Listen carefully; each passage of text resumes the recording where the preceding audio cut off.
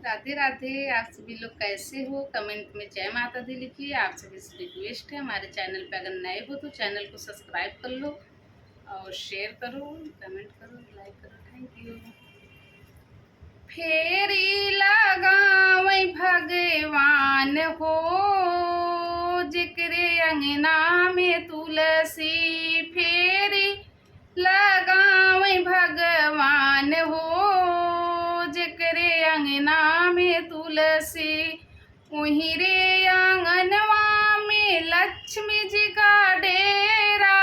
वहीं रे आंगनवा में लक्ष्मी जी का डेरा। नित्य फेरिया लगावै विष्णु भगवान हो, जेकरे अंगना में तुलसी। नित्य फेरिया लगावै विष्णु भगवान हो, जेकरे अंगना में तुलसी। फेरी लगावै भगवान हो, जेकरे अंगना में तुलसी।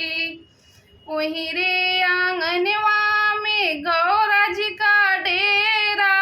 वहीं रे आंगनवा में गौरा जी का डेरा। नित्य फेरिया लगावै शंकर भगवान हो, जेकरे अंगना में तुलसी। नित्य फेरिया लगावै शंकर भगवान हो, जेकरे अंगना में तुलसी। फेरी लगावै भगवान हो, जेकरे अंगना में तुलसी। वहीं रे आंगनवा में सीता जी का डेरा। वहीं रे आंगनवा में सीता जी का डेरा। नित्य फेरिया लगावै राम भगवान हो, जेकरे अंगना में तुलसी। नित्य फेरिया लगावै राम भगवान हो, जेकरे अंगना में तुलसी। फेरी लगावै भगवान हो, जेकरे अंगना में तुलसी। वहीं रे आंगनवा में रिद्धि सिद्धि जी का डेरा।